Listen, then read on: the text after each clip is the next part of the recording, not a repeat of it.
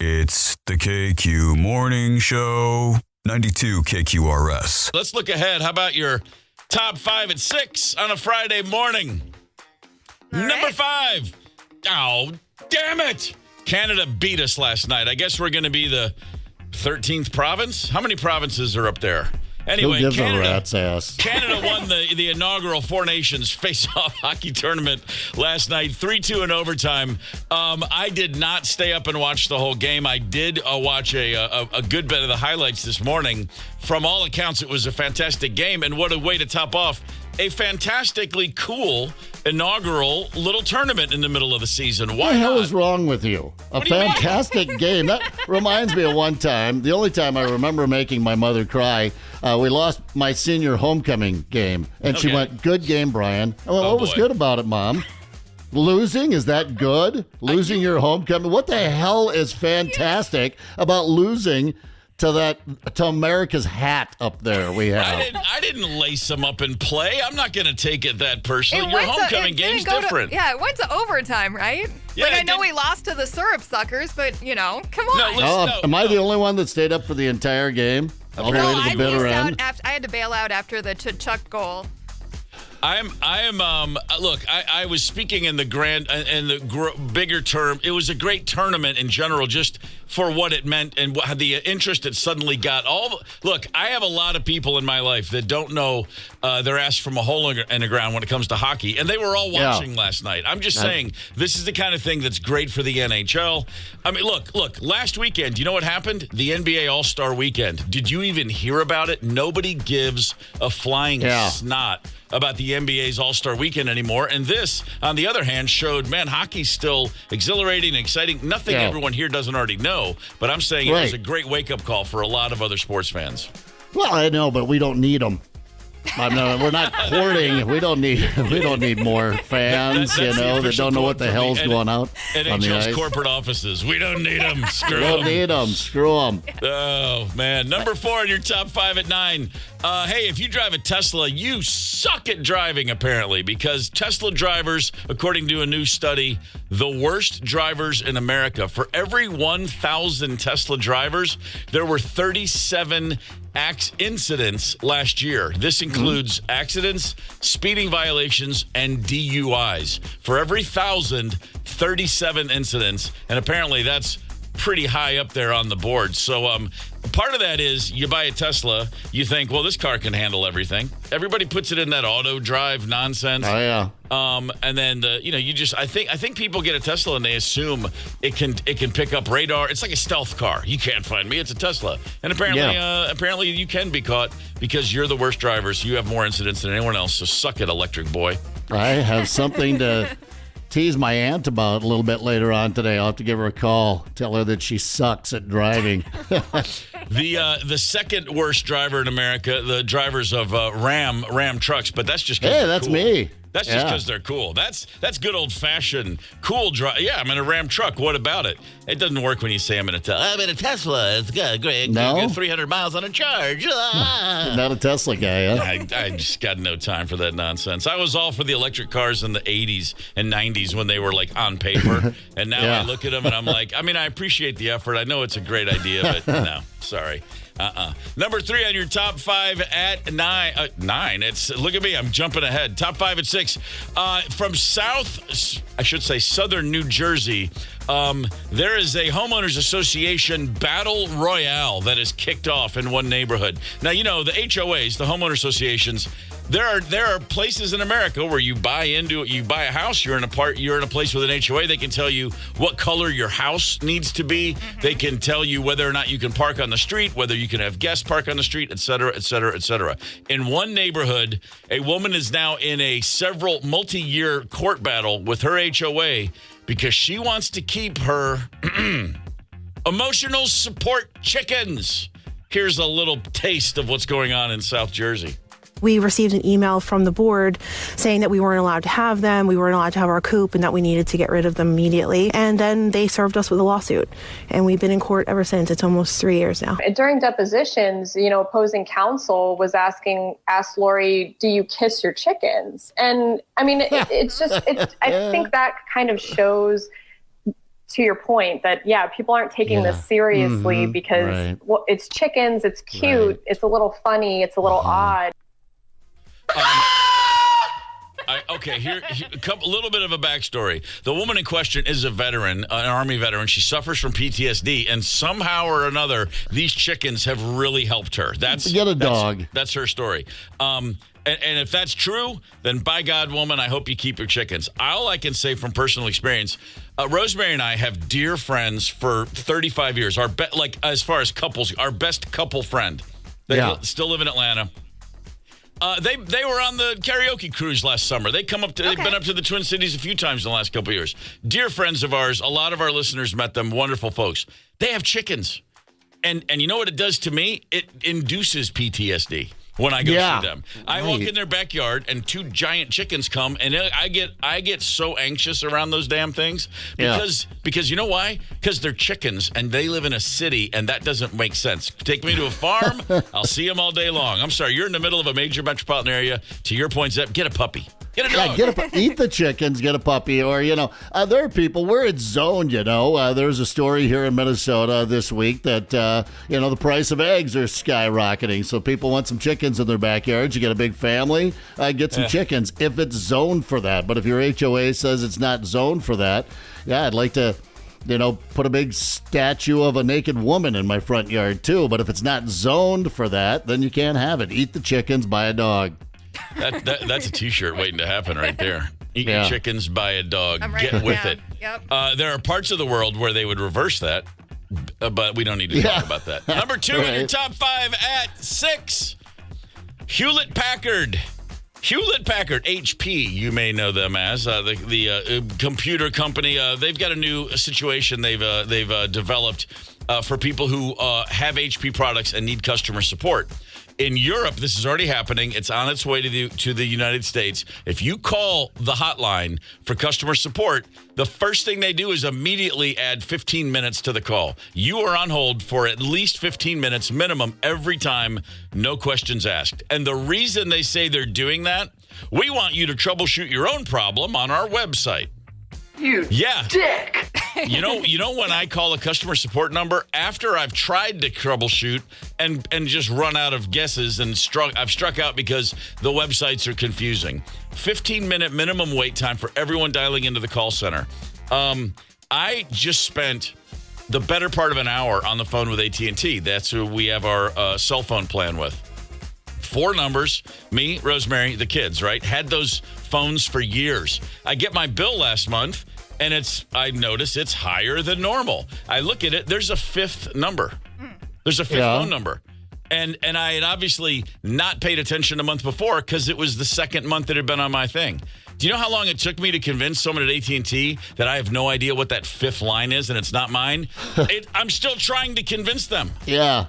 I'm still trying to convince them. I got them to turn it off and cut it off, and I said, now refund me for the 2 months you charged me. And they're like, no, it's a legitimate line. I go, but it's not mine. Sorry, I'm just looking for any reason to bitch about AT&T right now. But anyway, how do you get an extra phone number added to your account? I don't know. It's just a good old-fashioned incompetence. I do like to go into the what do they have? The text chat. I find that to be a little more efficient, right? To go ahead with that. Customer, but every once in a while, I get charged for something. I bought a pair of shoes online, just had them sent to me, and they sent me, they billed me for 2 pair of shoes. And I was like, you got to, so I sent them an email, sent them another email, sent them another email. 4 feet? Yeah, well, I mean, in my pants. That didn't make sense at all. But anyway, that's what she said. I finally had to get a hold of customer support, and it was so I had to get a hold of someone finally, and she was like, oh, I see you have been charged here, and you heard her hit a key on the keyboard, and she goes, there you go, it's all taken care of. So sometimes you got to get a hold of them. So now there's a 15-minute hold that would end my service. What is it, Hewlett-Packard? Yep. All right, I guess the printer's going in the lake this afternoon. Well, it's not going in this lake around here, that's for sure. Besides, we love these. By the time they get on 15 minutes later, they're going to sound like this guy. All right? Because I have nothing to do with this computer. All I want to know is how you shut it down before it causes a fire. Will you tell me? So, to shut the system off, you see the power button on it? I've been pushing it for the past 3 hours. It don't do nothing. Okay, hold down the power button for 10 seconds right now.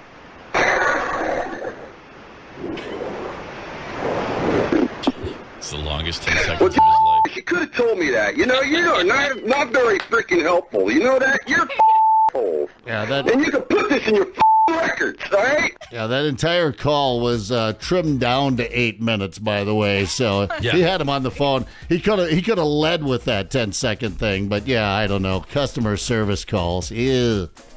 Want to give a quick morning shout out to North Branch. Good to have you with us, North Branch, Minnesota. You know what to do. That's 2 words, not 1. North Branch. Just for the texters out there, giving you a little heads up. Yeah. Number 1 on your top 5 and 6, White Bear Lake. No shortage of cars on the ice this time of year, but right now there has been a car in the ice for a few weeks, going back to the end of January.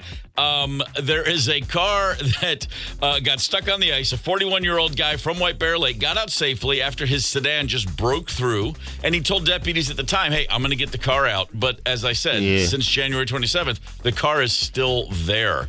And there's a local fella up there named Carl Erickson. He's got something called the 10,000 Ice Anglers Project. They take kids that otherwise would never be ice fishing out ice fishing. Kids from in the cities from rural.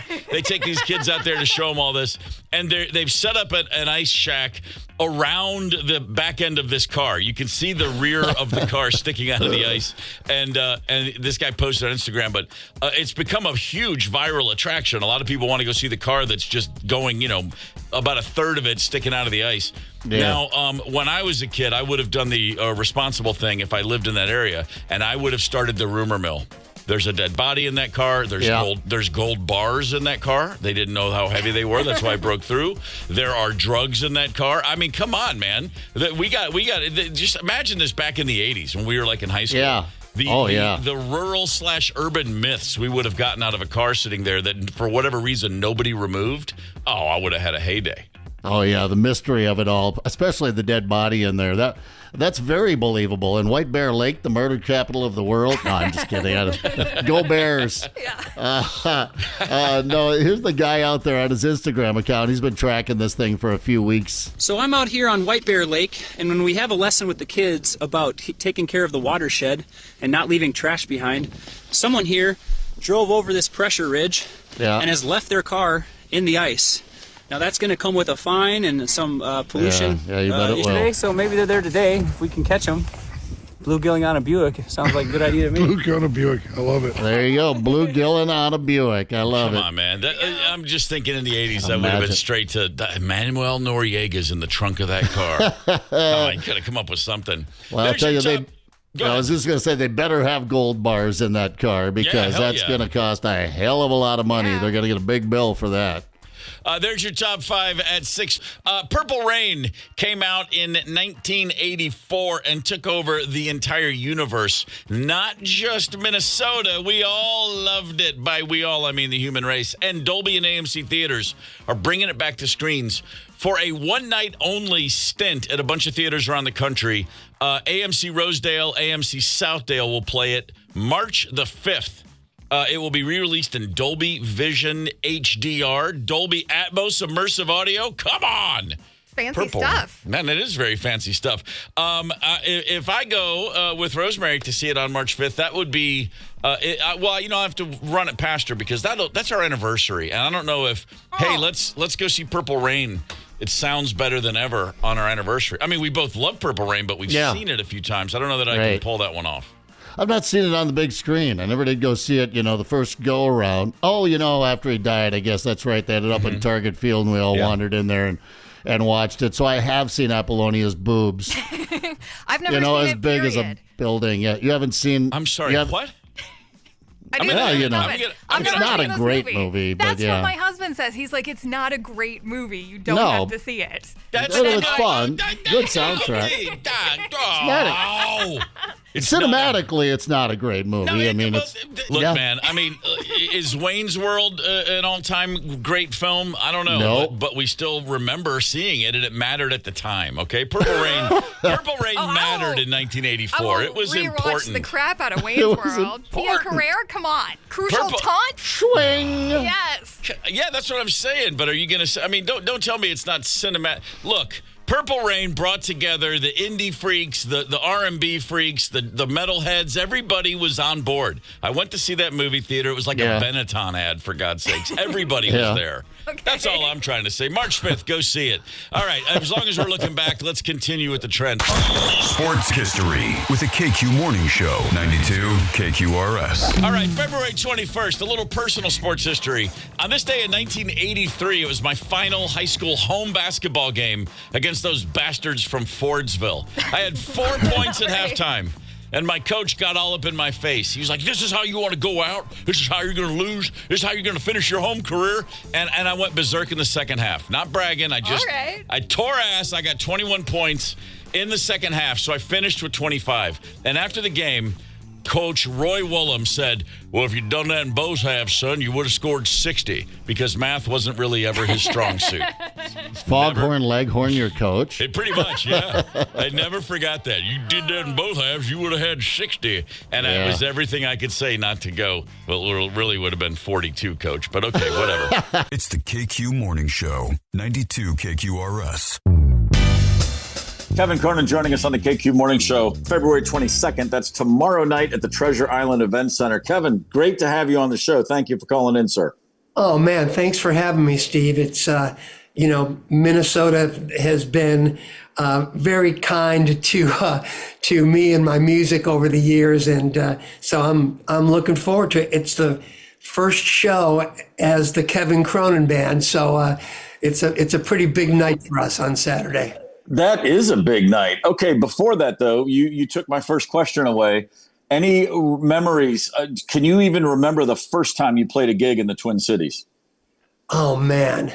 You know, the night that really stands out for me, well, we've had some huge shows at the Minnesota State Fair. Mm-hmm. We played a gig at a venue right down by the river that was awesome. We actually did a show just outside of town with it was a big festival and we played with Rascal Flatts. It was a kind of a combination country and rock thing, which was really cool. So we've played over 100 shows in Minnesota over the years. So we're pretty amazing. That is pretty amazing. 100 shows over the many, many years. Full disclosure, I found a picture of myself in 10th grade at a school dance with my date, and we're taking the dance photo, and the big backdrop behind us, the theme is Keep on Loving You. So to say that your music has been playing in the background of some pretty memorable times in my life is an understatement. I don't remember a time before REO Speedwagon. Yeah, I don't think there was. I think that's just how it is. But hey, dude, I saw you guys. So I'm trying to think of what year it was. But we always stay at a hotel when we're in St. Louis. That's kind of right down near the river, kind of near the arch. And there used to be an awesome club right down there called Mississippi Nights. Oh yeah, I remember that. And we had a night off, and I was just out walking around. They got that cool kind of brick street kind of vibe down there. Yep. Walked into Mississippi Nights, and there's this young band called the Black Crows that are playing. And I think you guys might have had your first, maybe Hard to Handle was out, But I walked in there, man, you guys just tore it up. I stood back at the soundboard and just grooved to you guys. It was that's first record. That's we played there in 1990. I mean, I remember very clearly that gig. Yeah. Yeah.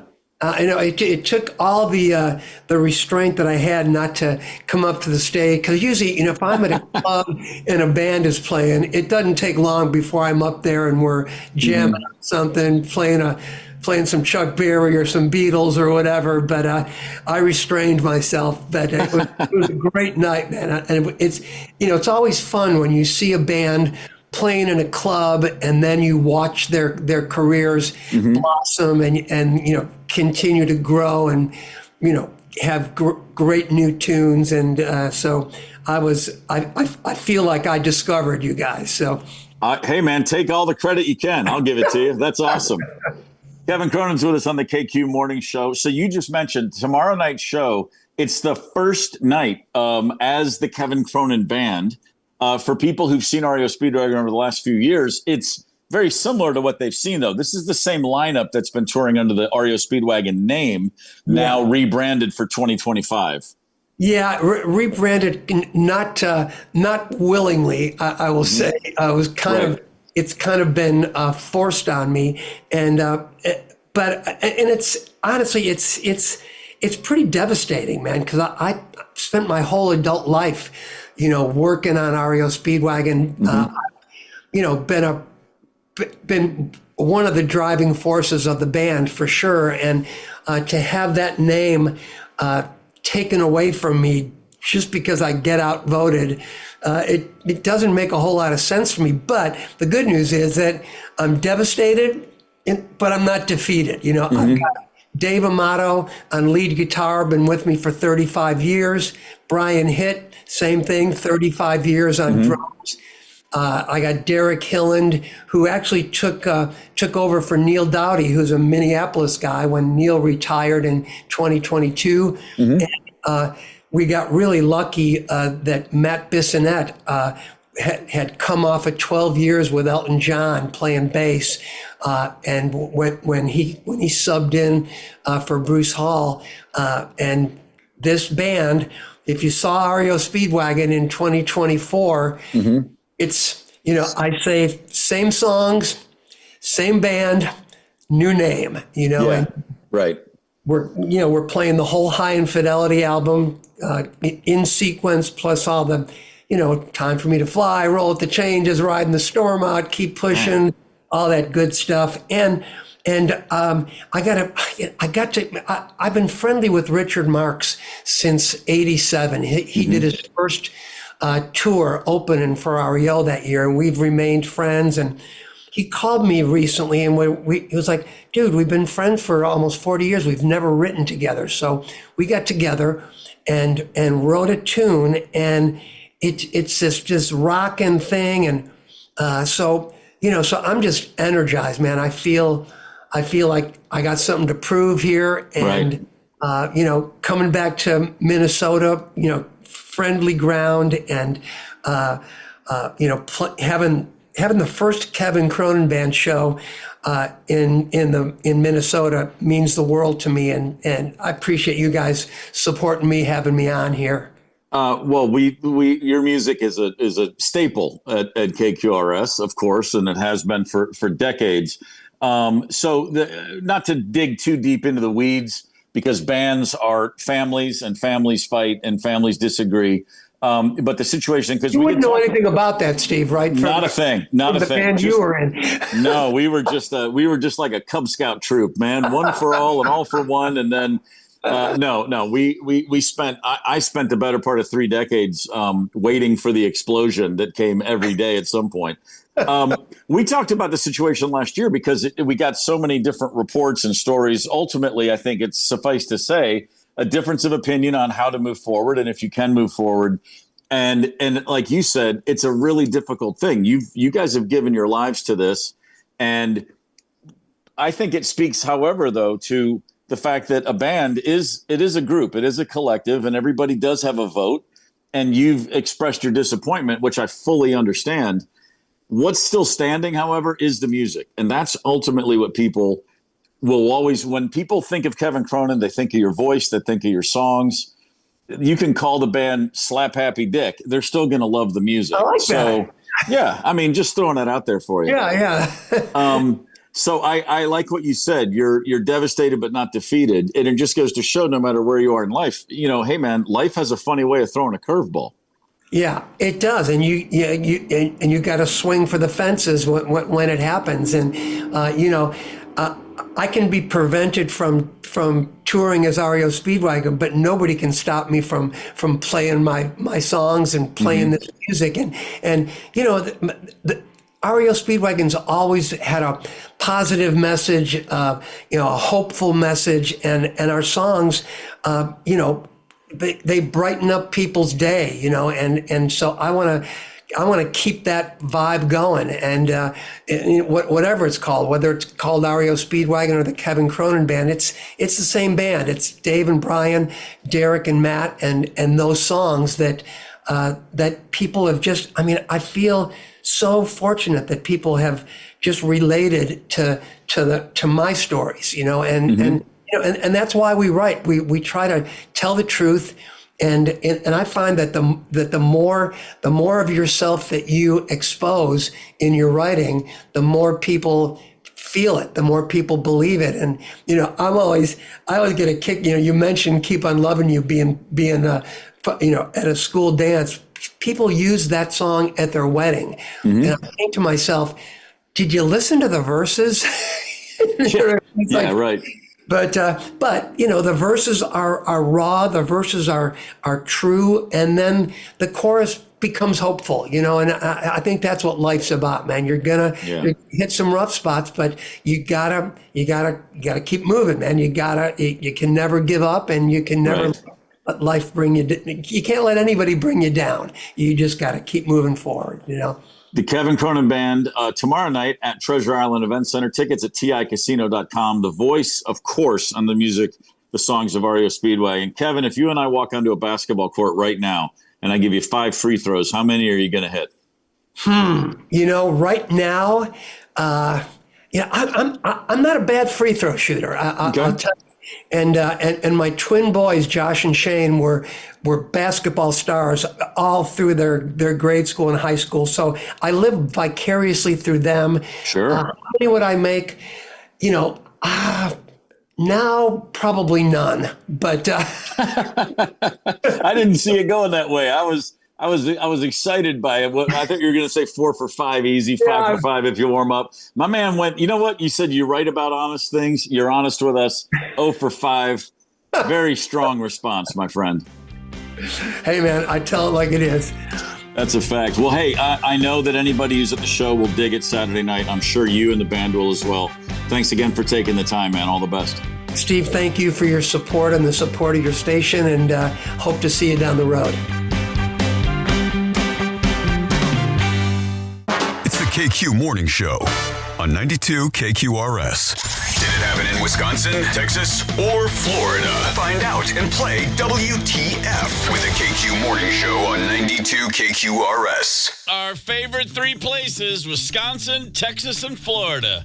They have all the fun, really. I mean, if this game reminds us of anything on a weekly basis, we just don't let loose enough in Minnesota. Wisconsin, Texas, Florida, WTF, man. That's LIVIN. Like there's no tomorrow. All right, Take so your word for it. Got a few stories to share with you guys, and we'll see if you can guess where the magic happened. Was it Wisconsin? Was it Texas? Was it Florida? Okay, let's start with this one. Let's call this one the feet teacher. Let's see what you think, and I'll get you to tell me where you think this is coming from first, Ryder. Well, we're going to take a listen here. Yep. Teacher is accused of troubling treatment. This disturbing picture was captured in her classroom. She appeared to use her feet to restrain a child who was crying during story time. Now she's getting booked into jail. She hurt me. That's what the boy in this photo is said to have told detectives. The picture was snapped by a classroom assistant. According to a report, that staff member took the picture and sent it to deputies Friday. They're calling it evidence of a chokehold. Deputies say the teacher's aide told them she heard the boy crying and screaming while she was setting up an activity during the children's story time. She looked over to see him in distress with his face turning red while in between the feet and legs of 59-year-old Vilma Otero. According to the arrest report, the boy, a 3-year-old with autism, was later seen with redness on his neck. Wow. Sitting in her chair. With the feet. Sitting in her chair, kid on his back at her feet, and with her feet choking him, holding him in place by his throat. Wow, that's impressive. As she's reading the rest of the class's story. Yeah, I mean, wow. Didn't work out for him, but I guarantee those other kids thought twice about acting up. Teacher of the year here. Ryder, where do you think this sort of thing went down? Well, let's go through all of them before I lock in my answer. Okay, cool? fair enough. Okay, where are we going next? So that's a we'll call her the foot teacher. Yes. How about this? How about a drunk teacher? Let's see what you think of this story. Drunk on the job. A gym teacher so intoxicated, a court commissioner questioned how he is still alive.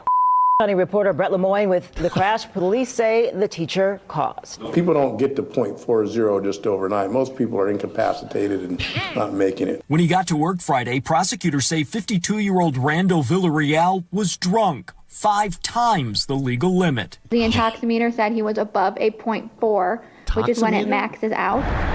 Police were called to East Main Street at around 7:30 in the morning to investigate a hit-and-run crash. Investigators say Villarreal rear-ended another car and took off. Villarreal allegedly told the other driver, quote, he needed to leave because he was a teacher and needed to get to school on time. I don't think that's working. A .4 on the intoximeter, on the breathalyzer. Is that a made-up machine? 5 times the legal limit.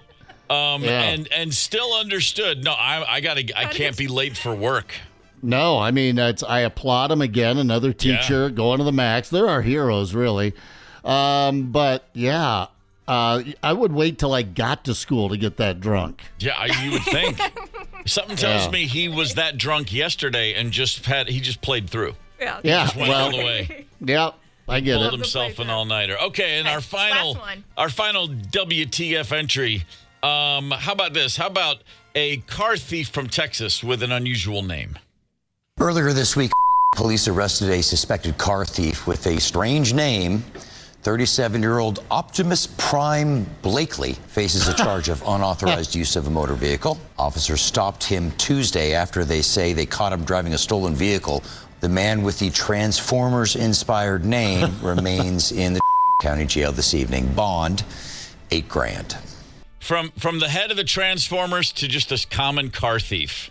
Optimus Prime himself brought in. That's pretty strong, man. I'm pretty sure I got that one right, Ryder. I'm pretty sure we got that. Did you hear yourself introduce that one? Oh, no, I sure did. You said this Texas teacher. So I was going another way with the Texas one. Honestly, I was thinking you guys probably needed a little help. The looks on your faces told me I got to help them out while I can. Damn it! All right, WF. That's the name of the game. WF. And it's Zepp's turn to make his guesses first, and then I'll go. All right, Zepp. The teacher with the chokehold with her feet. Yeah, I think you're trying to be sly with this because there's a drinker in here, and you're a clever one, and I think you're trying to throw me on that. I'm probably overthinking this, so I'm going to go Wisconsin on the foothold, the foot teacher, the foot fetish. All right. Ryder, what do you think? I'm going with Florida. That seems like somebody who battles alligators and stuff like that, has got that leg strength. Yeah. So I'm going to plug into Florida for that one. All right. And then we've got the king of the breathalyzer, gym teacher. so way mind-bogglingly drunk. I mean, we can kind of see where these are going, but I'd like your thinking on this. What do you think, Zup? Well, I'm going to go with Florida because it's WF, and I went with Wisconsin already. But I think you're trying to throw us with the drinker in Wisconsin with the attitude. So I'm going to go Florida on this one. I don't think that the person who blew the Texas story is being that crafty today. So I'm going with Wisconsin. All right. Okay, so to recap, Zepp's got Wisconsin for the teacher with the chokehold on the kid. Yep. And then I've got Florida. Drunk on the job, Zepp's going Florida. I have Wisconsin, and we've got this Texas thing locked in. Steve, who's got it? I will wake up at 1 a.m. and go like, I can't believe I did that.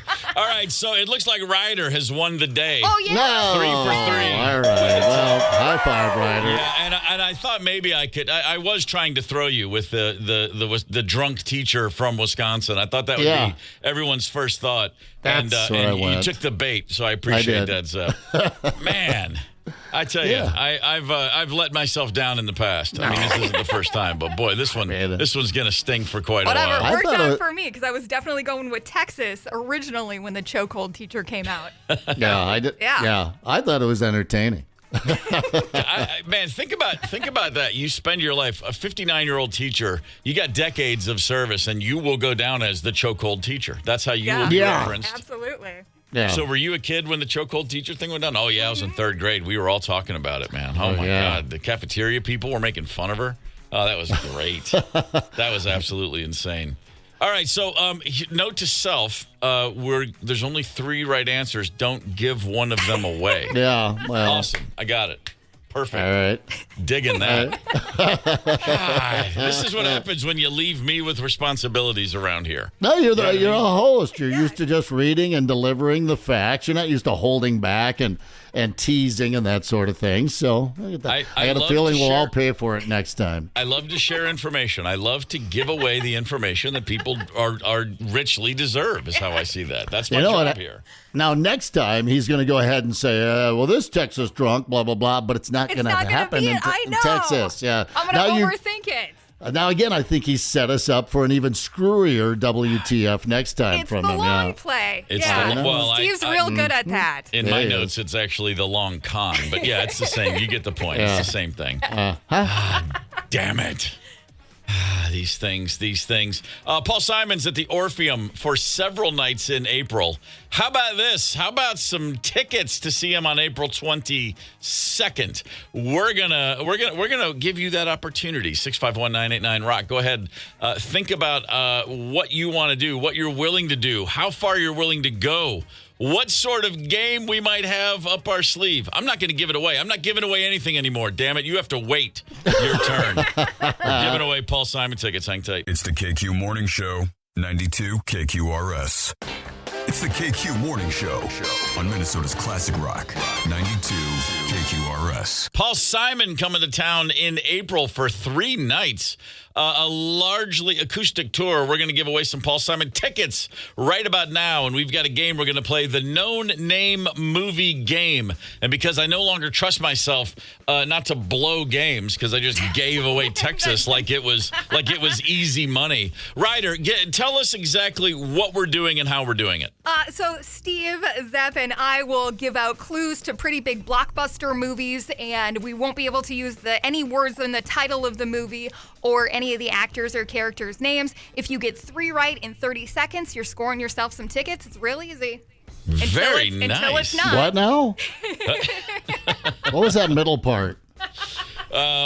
Just make it up as you go. Yeah, I'm going to. Just wing it. All right, so we got a bunch of people on hold. We're looking for a winner. We're looking for several winners to get tickets to. So let's see. How many? How many sets of tickets do we have here?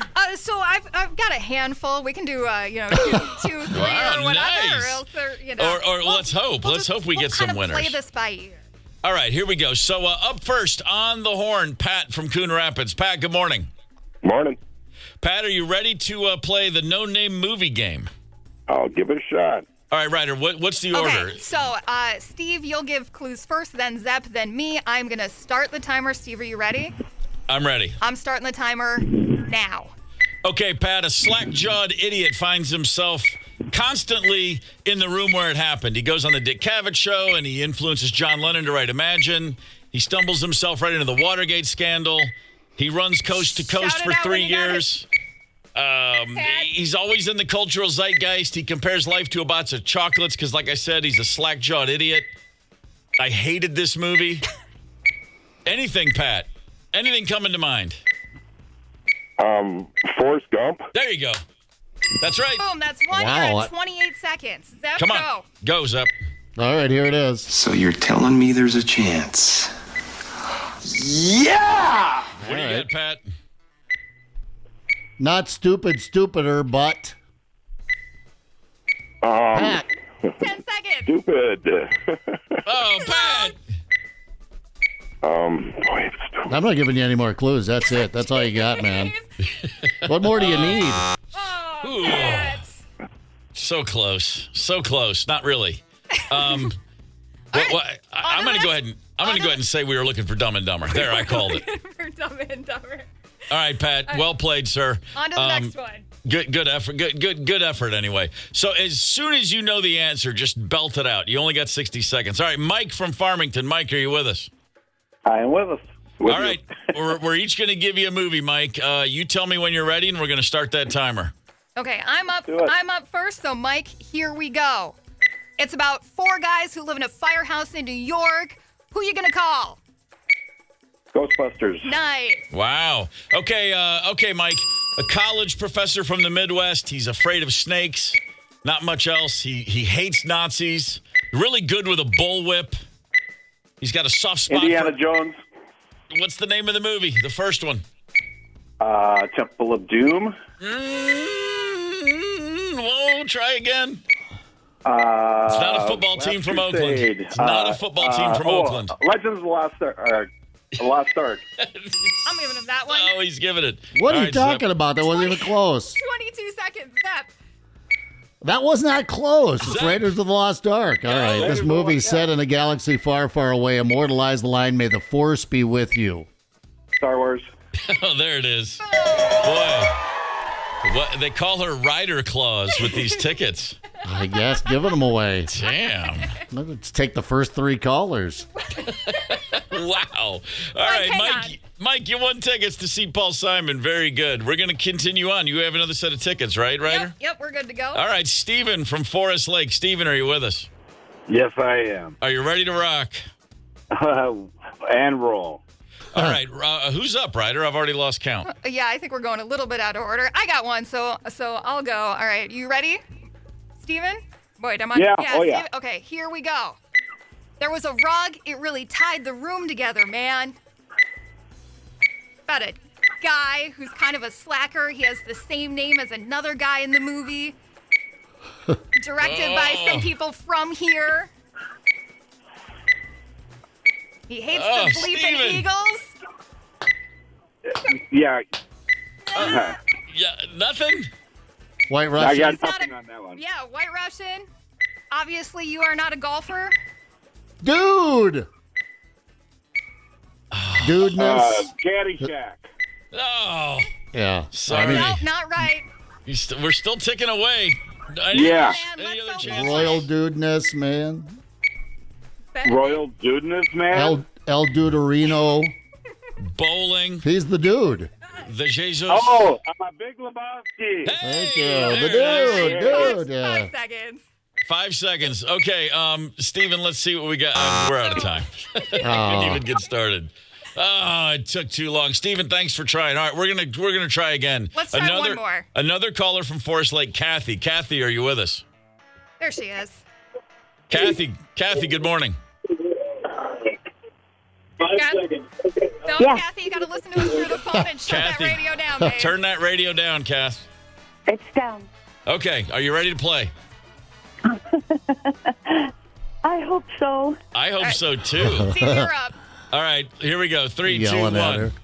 All right. A hardworking Italian immigrant in the olive oil importing business struggles to keep up with changing trends in the business. His youngest son shows promise to take over. Learn some hard lessons in both Sicily and New York. They have to make the ultimately heartbreaking decision to relocate to Lake Tahoe from New York City. There may be crime associated with the olive oil industry. There could be 5 families. It could be a mafia movie. Hang on. There were 3 of them. There's 3 sons. There's 3 versions of the movie. 25 seconds. 3 The first olives. 1, 2, and 3. Oh. Say that again, Kathy. I said Tommy Boy. Yeah. That's it, isn't it?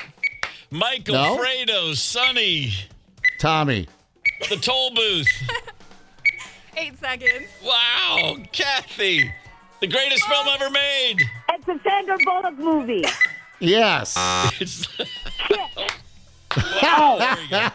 Oh, the legend. Yeah. The legend grows. I'm sorry. What we were looking for was, oddly enough, The Godfather. Was that about an olive importer? Well, originally started with the olive oil importing business. Okay. Yeah, you know, I mean, but I thought I gave enough tips to let you know where it was all going. Kathy, man, maybe I was a little too vague there, but I love the fact that you blurted out one of the words we're not supposed to say on the air. So you got that going for you. They can't take that away from me, Kathy. Yeah, Tommy Boy. Boy. You know what? Catch it on the street. Tommy Boy was really strong. We got one winner. We gave away a pair of tickets. That was Nice fun. job, Mike, and now we got more stash for next week. So I can't imagine what it's like being on a phone and just having three loudmouths yelling at you. Olives! God, the silent and the force be with you. Yeah, that was. I mean, they must just be like, these guys are insane, referring to us. Yeah, that was fun. All right, I dig it, man. I'm all for having three knuckleheads scream things at you with a timer in the background. Well, you know, if we can induce anxiety in the morning, then we're just doing our job. Is the way I see that. All right, we will have more tickets next week for Paul Simon. So I don't know if we play that game again. All I'm saying is this: brush up on your classics. Our good friends. It's gonna pay dividends in the long run. Hey, tonight and tomorrow night, 2 sets each night. Chris Porter will be at the Acme Comedy. 7 o'clock shows are sold out. A few tickets left for 9:30 each night. Chris Porter, an old friend of mine, is in studio, and apparently Chris Porter is here with a very special guest. We're having a little audio difficulty, not hearing me with his cans. I'm looking right at the guy. He's holding a beautiful dog. All right, we're going to get to it. You know what I'm going to do? I'm going to take a minute, and I'm just going to talk about Chris's dog. Excellent. So, what we're looking at here, it's a small, vicious-looking animal. I see some giant canines. This is reminiscent of the Monty Python-esque giant rabbit situation. All right, we're getting Chris moved to a different mic. You know, sometimes things just go all awry. It's how it works. Well, you know, it's we live in an imperfect world. This is relatable. This is entirely relatable. This is exactly what it's like in the morning. See, this is what happens when you get a man out of bed first thing, way too early, and now he's got a microphone in his mug. Can you hear me, brother? I'm here. All right, he had to move seats, but when you do that with a dog, it's a whole different trick. Oh yeah. Chris, you and I go way back. I don't even know who you are anymore. You have a dog on the road with you. Who is this animal? I'm at the age now where I'm going to be alone forever. So I got a dog. That's it? You punted? I was dating a hot girl for a while. She was a rescue. Uh-huh. And it didn't work out. So I got a dog, and I moved home to Kansas City. And so this is us. So, okay, right off the top of my head, dating a hot girl for a while, you break up, you move home to Kansas City, and you get a dog. There's no material to mine from any of that for comedy. Not at all. No, there's nothing about turning 46 and realizing you've turned old. Oh, man. Here's how you find out if you're old. Go to your favorite music venue, look at the upcoming bands, and if you're like, nope. Oh, wow. I haven't heard of any of those folks. Yeah. That's when you know. Oh, man. So, I mean, I saw you were at Acme about a year ago. You came in the studio that day. I went to the show, had a great time. It sounds like 10 years have passed in the life of Chris Porter since then.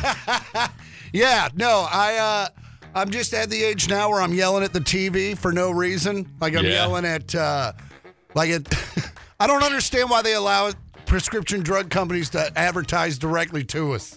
It's odd. It is. Like I couldn't get that if I wanted it. I'm not a doctor. And and I know some people are like, well, I should be informed. I'm like, should you?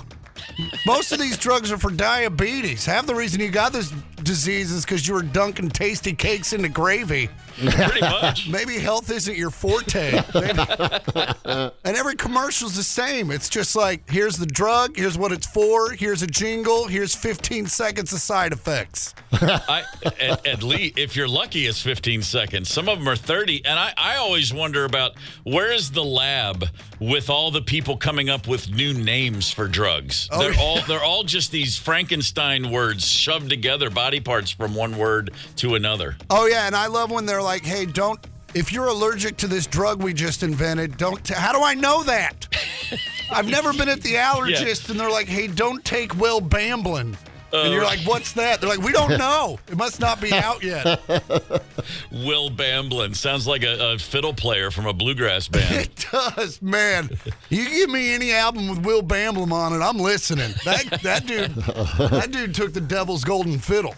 Damn straight. Chris Porter's at Acme tonight, tomorrow. 2 shows both nights. There are tickets available for $9.30 both nights. 7s are sold out. So I am assuming the last couple nights it went just fine at Acme. Yeah, no, Acme is one of the premier clubs in the country. Like, it's hard to get into, and once you get in, you got to keep your stuff up to date, or they, or, you know. So, yeah, no, I love this club, and, yeah, I don't, that's it. You're back in your hometown of Kansas City after how many years on the West Coast? I spent 20 years in L.A., and then one day they were like, buy an electric car, so I did, and then 3 days later they're like, hey, please stop charging your electric cars. So I was like, you know what? I'm moving home. Yeah. I've had enough of this. Other than finding a pretty good quarterback, how different is Kansas City 20 years later? It's pretty great. They've really put some money into this. You know, when I left, you didn't go downtown unless you wanted hard drugs. Right. And now you can go down there and, like, get deconstructed tapas. that's the through line, you know, from one man's fentanyl is another guy's deconstructed tapas, and that shows advancement and evolution in the right direction. No, I'm glad to be back. You know, I loved LA for a long time, but then you get into your 40s and you're like, this place is loud and I want to go to bed. Yeah. Well, no, I mean, it's not like you ever lost touch with Kansas City. I've ever since you and I've known each other, you lived in LA, but I think of Kansas City when I think of you. Well, and I appreciate that. I bought all the gear. Luckily, for a couple of decades, most of it was on clearance. Right. Yeah. Those Royals sweatshirts, man. People are excited, and you're like, no, really, they gave it to me. They were. It was not expensive. No, not at all. You just have to wait till October when they're done playing. Yeah, that's exactly right. But now we're good. We played.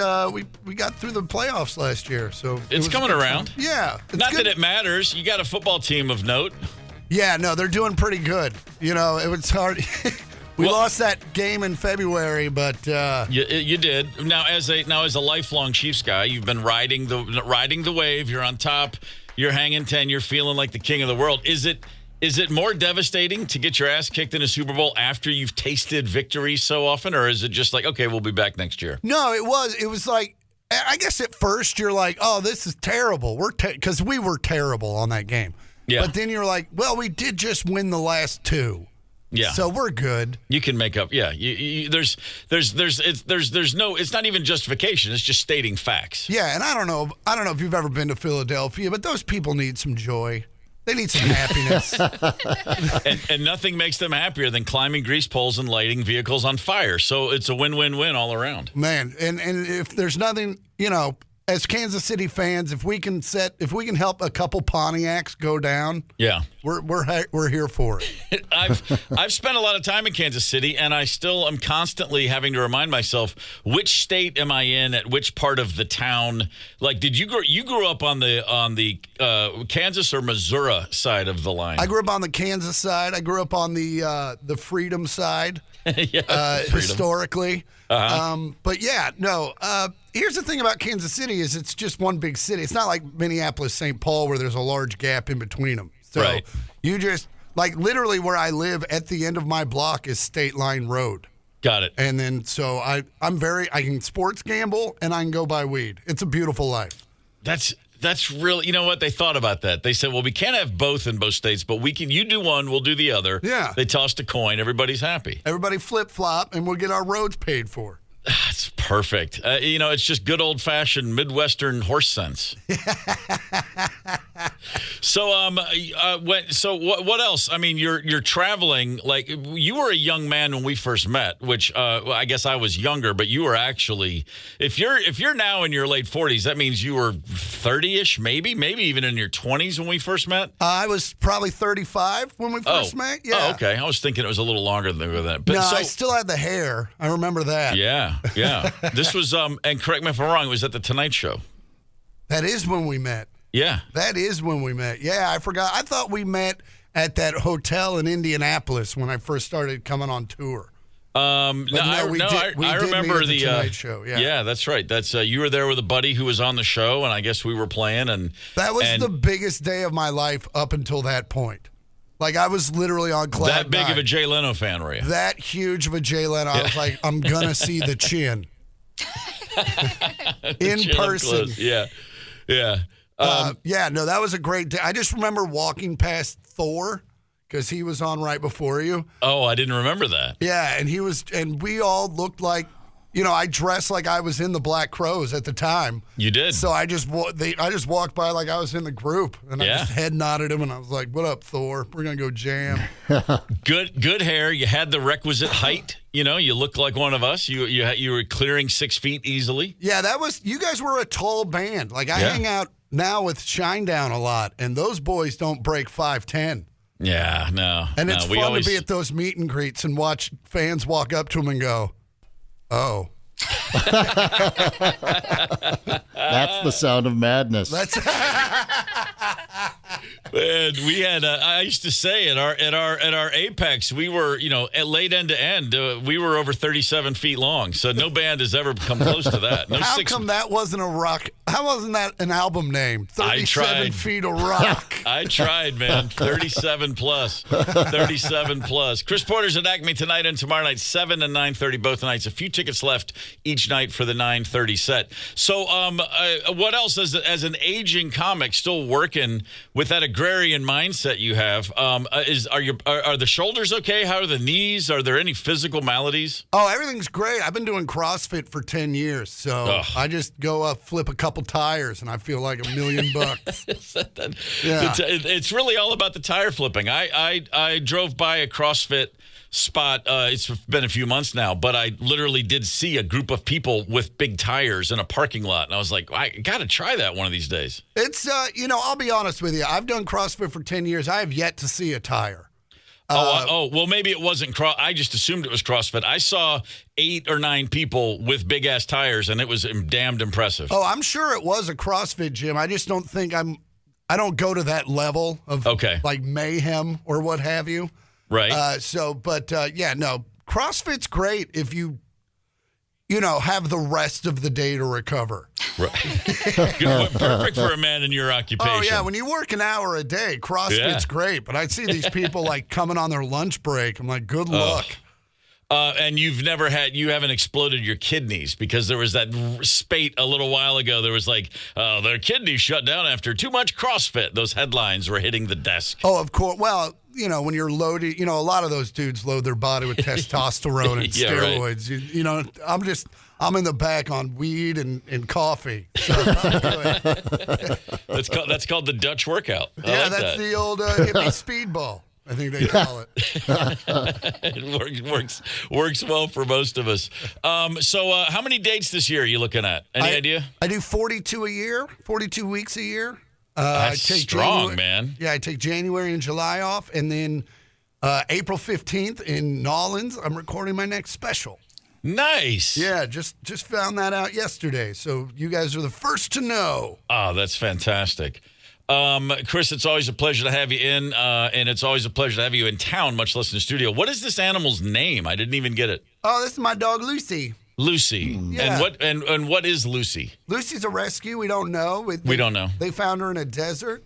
And she could, in a black and white photo, she could play Toto in a remake of The Wizard of Oz. Oh, how great would that be? Yeah, make that happen. But yeah, no, she's great, and she's keeping me alive. So that's good. That is good. Well, then that's the MVP right there. Thank you, Lucy. She's the only being that can wake me up at 2:30 in the morning, and I don't get really upset about it. Yeah, I hear you.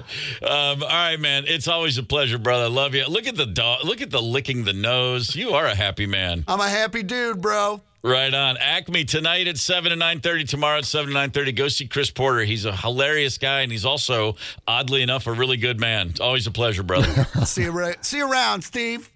Hey, 92 KQRS wants to send you to see Pearl Jam's Dark Matter Tour 2025 in Nashville this spring. Enter to win round-trip airfare, a 2-night stay, premium tickets, and Dark Matter lounge passes.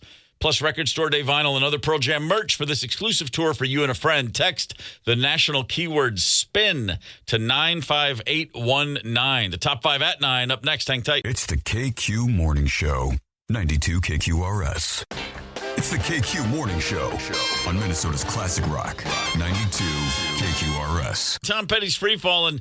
I saw Petty on the tour for Full Moon Fever. It was he with the Heartbreakers, summer of '89, and I went to the show, and they started into Free Fallin', and everybody cheered. And I remember I had this thought of, I can't believe everyone likes this song so much. It's just so simple. Nothing happens. And then I watched the other 13,000 people sing every word at the top of their voice, full lungs of air. There was a breakdown in the middle that went on for 46 minutes while they just, it was like row, row, row your boat. They were just singing in the round. And I was like, sometimes I'm just an idiot. Sometimes I miss the most obvious thing in the world, and this is one of those times. Yeah, I was like, hey, Tom, good song, bud. Good job. That's why most bands put out their best music generally that first album, because it's simple, that's just the basics. Then they learn how to be much better musicians, much better songwriters, and we lose interest. Yeah. Just want something we can sing along with, Hey, dude, just, I mean, the fact that you won't look me in the eye when you talk about artists and say those words, fine. I get the point, okay? I get it. Thanks. Jeez. By the way, opening band on that tour, watching Tom Petty that night, a little band from Minneapolis called The Replacements. Man, the Mats open for Petty, all right. Actually, why I wanted to go to the show, and then seeing them in a giant outdoor shed, an amphitheater, in front of a bunch of disinterested Petty fans, real kick to the shins for me as a huge fan, because you could tell they were just like, wait, how much are we getting tonight? Okay, all right, we'll do it. Let's go. The crowd just could not be bothered. Not the way you want to see The Replacements. Thankfully, I saw them several other times in a more appropriate setting with beer up to my ankles. And up to their ankles. Believe me, least of their concerns. All right, let's get to your top 5 at 9 for a Friday morning. Last night in the final of the inaugural Four Nations Face-Off Hockey Tournament, the Canadians defeated the United States of America 3-2 in overtime. Connor McDavid at Rat Bastard scored the winning goal. And he said afterwards, I know it's just a quick tournament, but it means the world to our group. We are definitely the people that Canada loves to beat in hockey.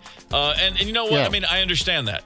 Big brother, little brother. There was a time in life when anytime something new would come along, if I knew it before my older brothers, I couldn't wait to go tell them. When you're the little brother, you're just any edge you can get, you take full advantage of. And of course, the Canadians think this is their game, and it very well might be. But at the end of the day, I still say, screw you, Canada. Yeah, exactly. I have that quote here, McDavid from last night post game. Here's the thing. I mean, listen, we get out of bed in the morning, we go, crap, NHL pros for the United States lost. Well, that was a little bit of fun, wasn't it? There for a minute. And in Canada, it's the only reason to get out of bed. You've got hockey and Jim Carrey. I mean, we've got our own freaking maple trees. Let's be honest. We don't need yours. And I mean, that's it. That's the only reason. Otherwise, why the hell would you ever get out of bed in that godforsaken country? It's kind of fun. Detroit always had the old, the Red Wings fans had the Hockey Town was what they called Detroit. Yeah. 90s as the Red Wings were killing it.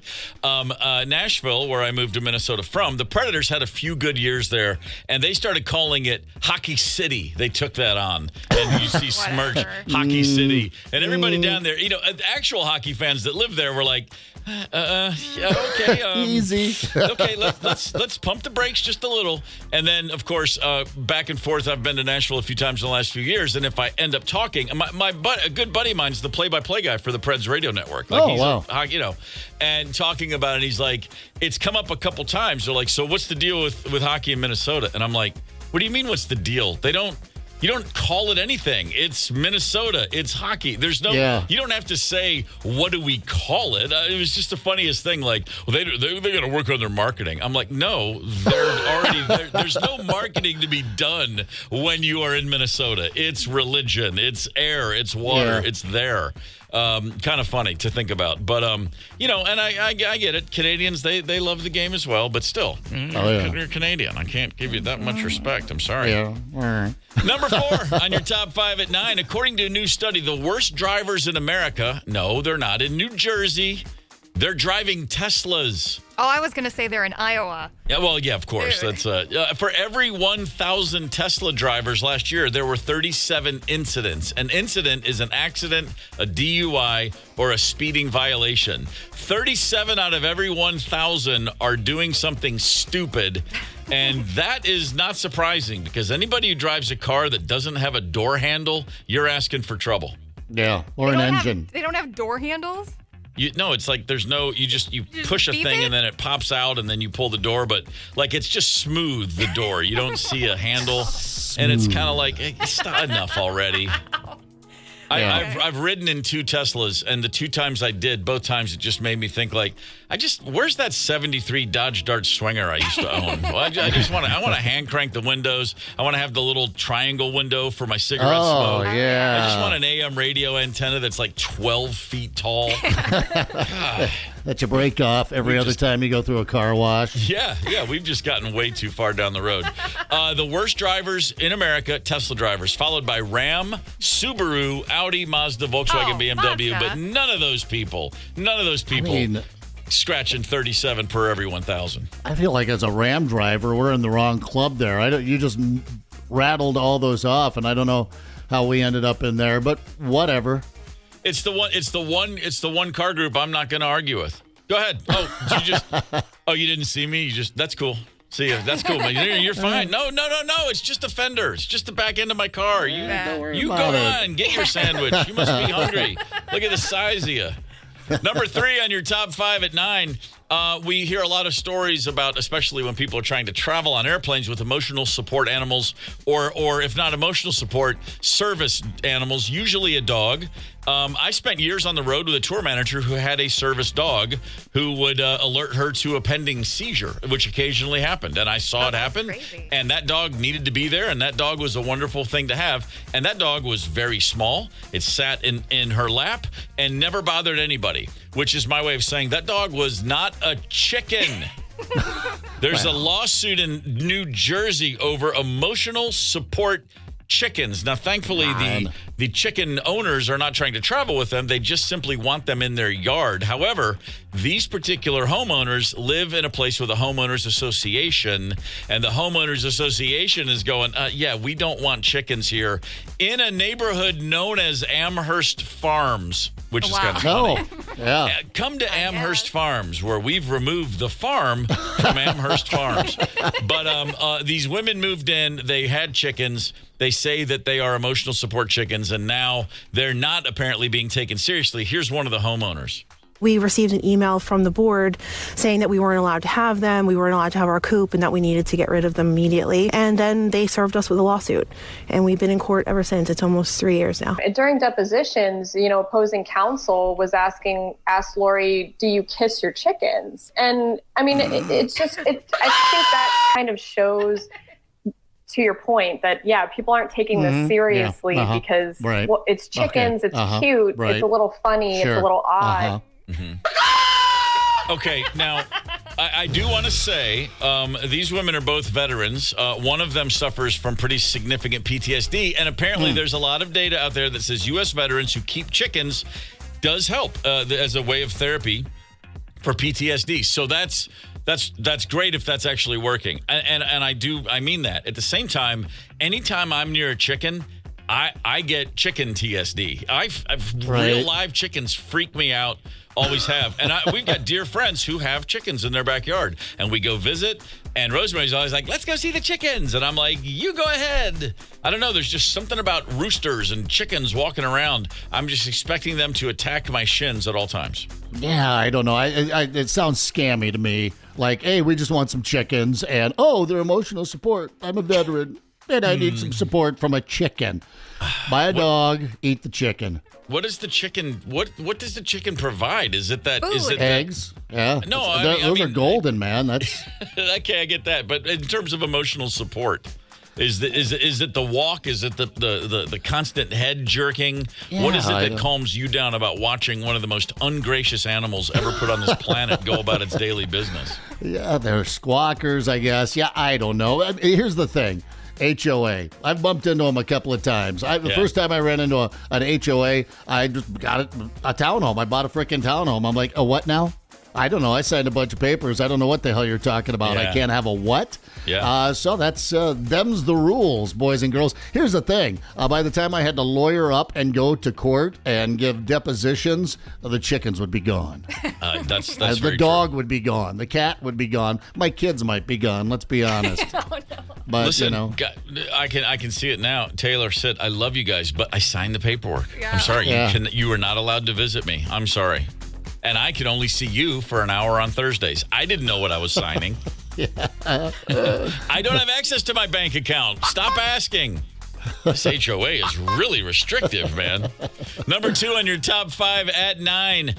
We've all had customer service difficulties. We all have problems more and more. And then, you go to someone's website and then they want to offer you an online chat. And they still, which is hilarious, say, or call our call center at, and they give you a number. And you call and you rarely, if ever, speak to a human being. Hewlett-Packard, the computer company, they're at least coming out and being honest about it. If you call HP, they put you on hold for 15 minutes minimum every call before they will connect it possibly to a human being.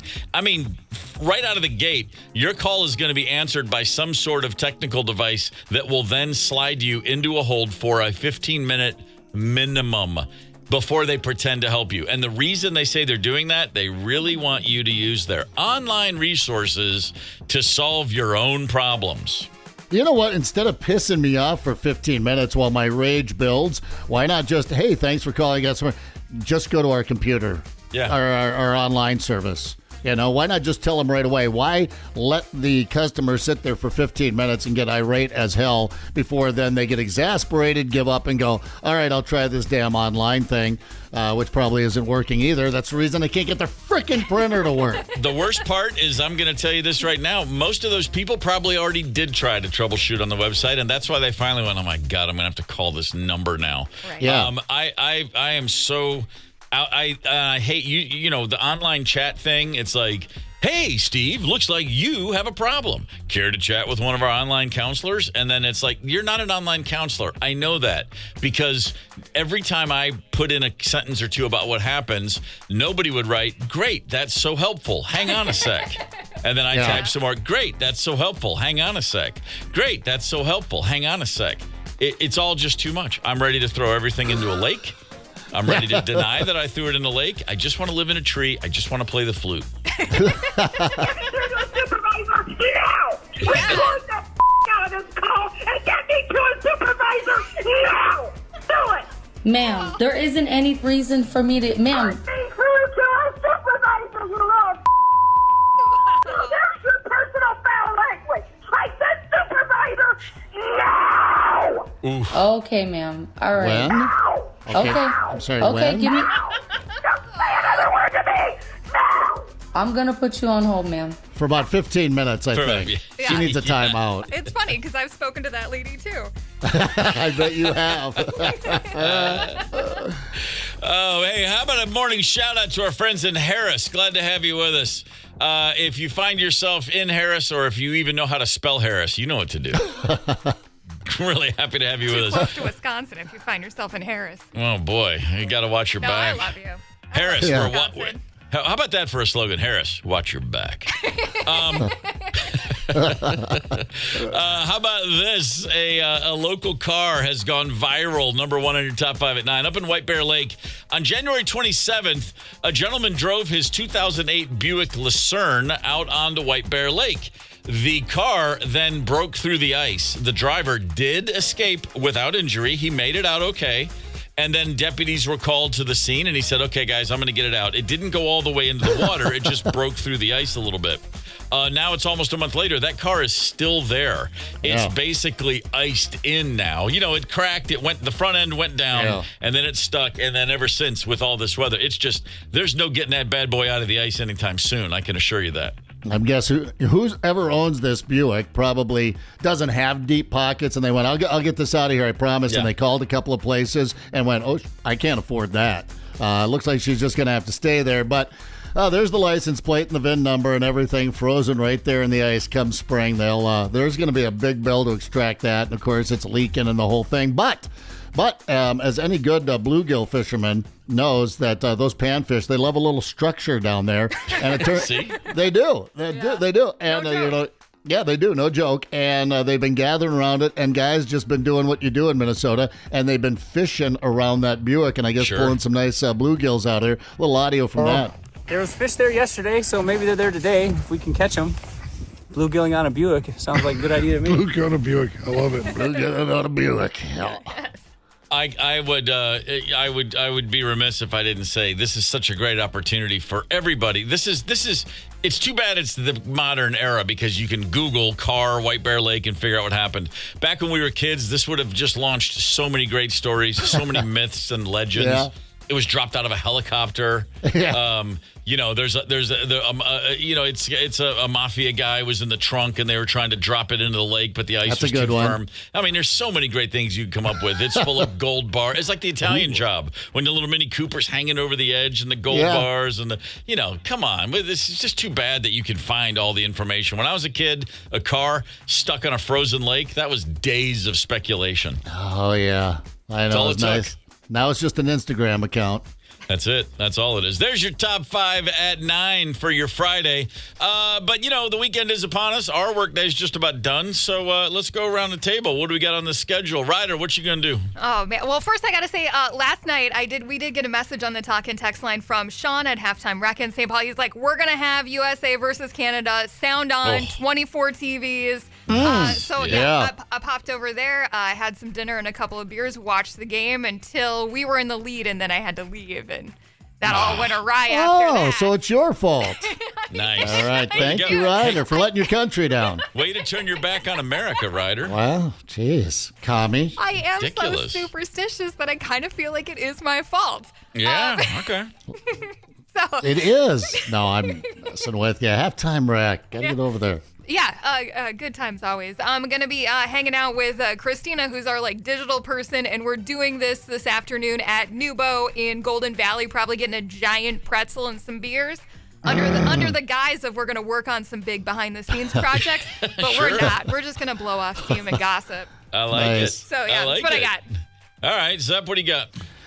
Look at the weather. Time to get back out. We got some What'd you say? Well, did you say what happened with the pizza yesterday? Did you do the pizza thing? Right. Oh, I did. I did the pizza dunk thing. Actually, I just did the pizza dunk thing again about 10 minutes ago. I'm picking it out of my teeth right now. While we were rocking out there. It does work. Thumbs up or thumbs down? I'm going to give it a thumbs up, I guess. I thought it would be, I don't know, somehow just as perfect as when it arrived in that box, semi-warm. But it was all right. Worth it. Would I do it again?